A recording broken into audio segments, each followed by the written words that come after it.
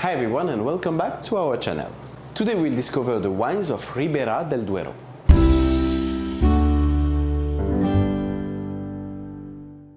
So Ribera del Duero is one of Spain's top red wine producing regions, and it is located in the northwest of the country, about 2 hours north of Madrid, and in the center of Castilla y León, Spain's largest autonomia or state, with more than 300 wineries and also more than 2,220 brands that carry the seal of Ribera del Duero, or appellation of origin, that covers over 22,000 hectares. So as regards this story, we go back no less than 2,500 years to find the first wine reference in the area, in the Vacian site of Pintia, in the municipality of Padilla del Duero, which was a district of Peñafiel. Presence of wine residues was identified, which confirms that in Ribera del Duero region, wine was known and consumed at this period of time. During the 1972 harvest, a 66 square meter Roman mosaic was discovered in Baños de Valdearados, considered the largest piece with Bachic allegories on the peninsula,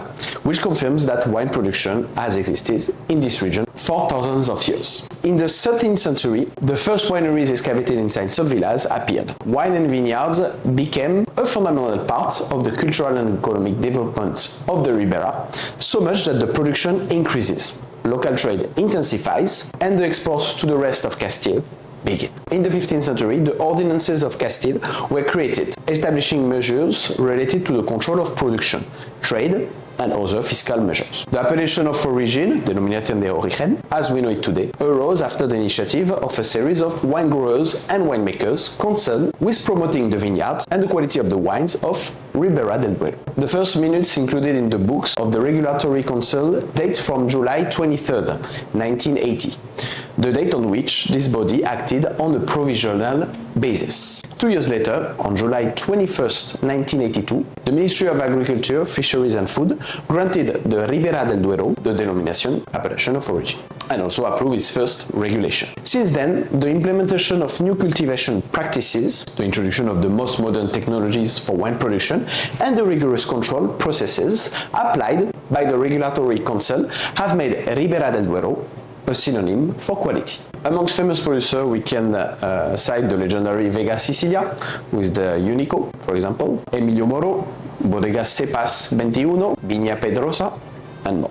As regards the climate of Ribera del Duero, it is part of a Mediterranean climate whose primary character is continentality, an extreme climate, dry summers, long and harsh winters, low precipitation. The consequence of all of this is the extraordinary quality of the grapes, small in size, thick skin, and perfect slow and late ripening. At an altitude between 720 and more than 1,000 meters, nature and the passage of time have generated a soil of exceptional characteristics, formed by layers of silty or clay sand with alternating limestone layers and calcareous concretions, on which they take root, strains designed to offer the best fruit. The three main types of soil in Ribera del Duero are therefore clay, made up of fine reddish-brown grains that retain water, provide structure and character, stone, rocks of all sizes, without water retention. They provide maturity and sweetness. Limestone, rich in calcareous soils, white in color, dry and arid soils, and those provide elegance and complexity. So as regards the grape varieties, the Tempranillo grape, also known in the region as Tinta del País or Tinto Fino,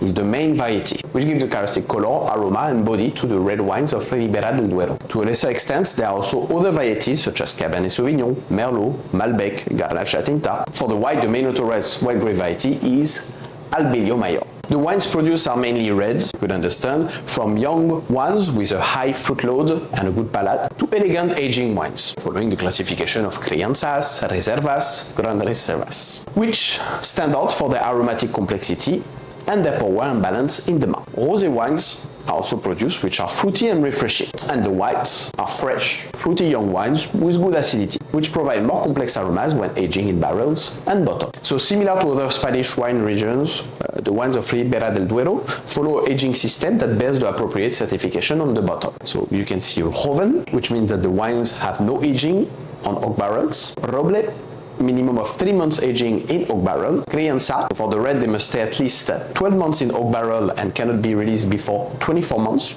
The rest of aging happen in the bottle. And for the whites and rosé, 6 months in oak and 18 months in total.